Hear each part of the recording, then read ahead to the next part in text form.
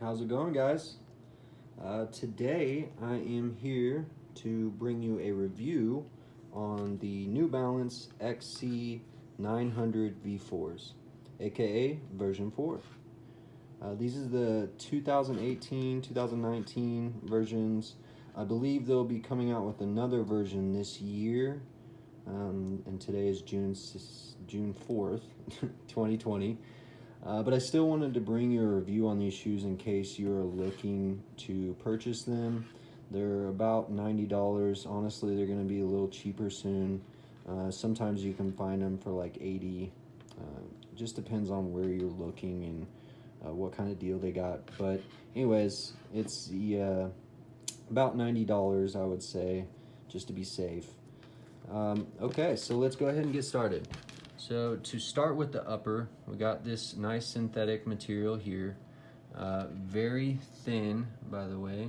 So as you can see, it's a very thin support around the ankle, which isn't a problem because the drop here, which is 4 to 5 millimeters, really promotes a natural running style, which ultimately leads into a greater workout in your ankles, like tendons, your Achilles, the calf muscles, and even the quads, to be honest.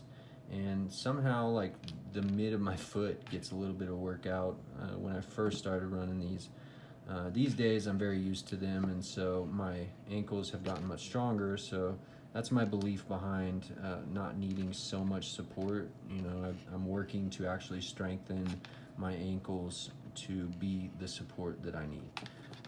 But anyways, so it's got this nice synthetic material, a thin casing. It's got this nice mesh material that is very breathable.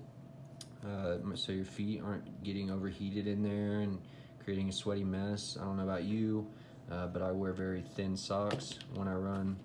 I hate super thick socks. So we have the Revlite midsole, which is excellent. I love these soles. Not only are they lightweight, but they're very responsive. I can feel the ground beneath me, which is really important because I typically like to do mid-distance runs, so probably like 3 miles, but I like to sprint a lot. And it's very important because I need to be able to be connected with the ground more, in my opinion, to truly push my speed and try to improve my abilities. So this Revlite midsole, it's got a nice response, which kind of transfers that energy. It does have cushioning, so it doesn't feel like I'm just landing on cement with my bare feet, so you get a little more protection than you would with just running barefoot. And it's got that minimal drop, which ultimately works my calves, and it strengthens my ankles and works my quads just as much, and hamstrings, everything. I mean, it really promotes that natural running style, which is insane. Like, if you have that other shoe that's a little thicker with the heel and maybe like an 8 to 10 millimeter drop from heel to toe, it's a huge difference going from that to this. I mean, you really will. You'll immediately be able to tell that you're gonna get a better workout, and I prefer that because I want to get the most out of my workouts, and I want to strengthen my legs as much as possible. So we got that minimal drop, which is really going to promote a mid foot strike. And so I'll show you in a little example.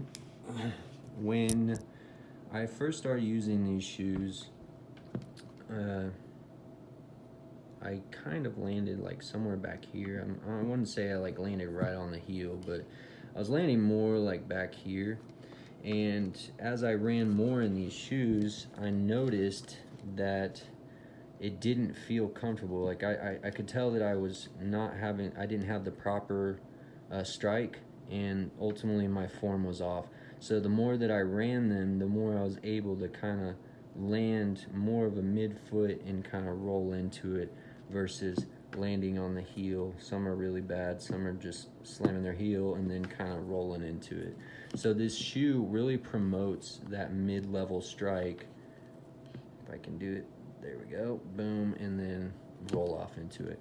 One thing I love is like this arch isn't, it's not insane, you know, it's not, you don't see a huge arch right here, but between this midsole and then the inner sole, it actually has a small arch there that I can feel as I run.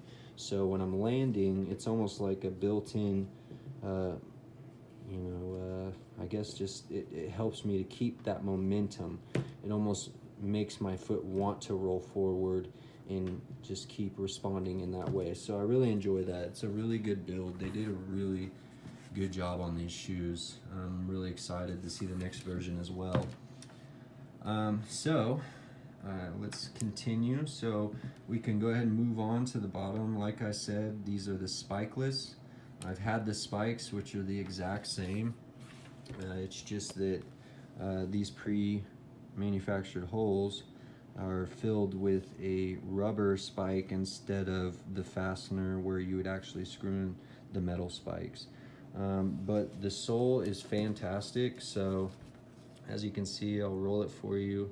That's the very back, like that's a side view, and you can see it's got those gaps for the tread. So if you were to land on something that's a little more slick or maybe could possibly throw you off, these help a lot.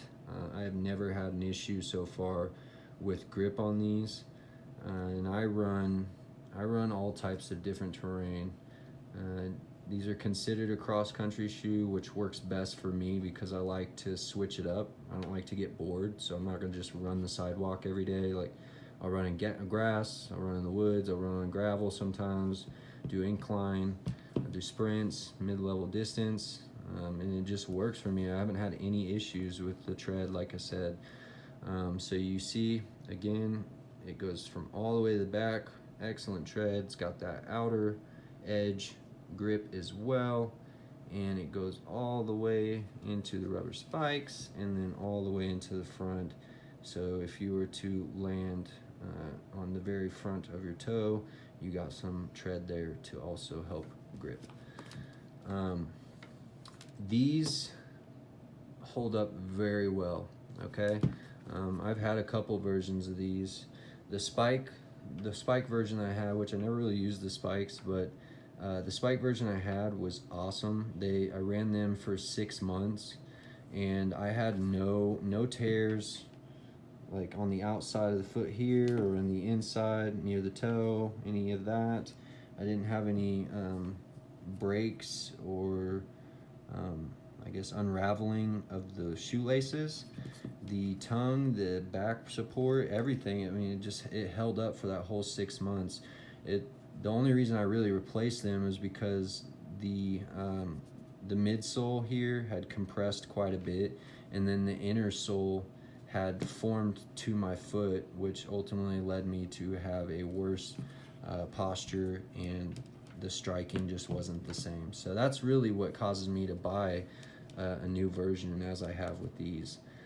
But awesome shoes, man. I mean, if you are getting uncomfortable in the shoe before it actually wears out on you and like falls apart, that's probably a good sign, right? Right. Okay. I will say though, I guess there was one thing, I'm thinking about it, right here where it goes from black to red, this little tip on the spike version. So it hasn't happened with these yet, but the spike version, it lifted a little right here, but it only lifted like up to there. So I had to literally like kind of put my finger under and pick it up.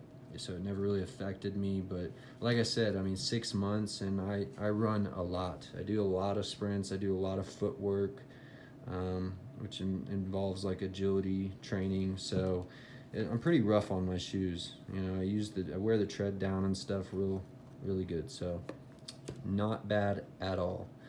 Let's go ahead and look at the tongue. So the tongue of this shoe is one of my favorite parts. Again, it's that synthetic material that wraps the heel, and no blisters, no nothing. But as you can see, let's see if I can get this properly for you guys. You can see right there, perfect. That tongue is going all the way down towards the side of your foot, and some may think that might be a little uncomfortable, but with the thinness and the material that it is, it's actually perfect. It wraps the foot really well, which creates a nice, snug, comfortable fit. And that's another reason why I believe these shoes ultimately are going to improve your athletic ability, versus you worrying about the ankle support and whether, or not you'll have enough there. These definitely aren't like something you go play basketball in, and so. But yes, the tongue of the shoe really does wrap perfectly, and it ties up perfectly. So there's no issues there. Very good job on that. So to finish it up, like I said, we got the mesh, very breathable. We got the synthetic material that goes all the way into the tongue, the Brio style tongue. We've got very durable laces. Even the ends hold up very well. We got that Revlite midsole with the 4 to 5 millimeter drop.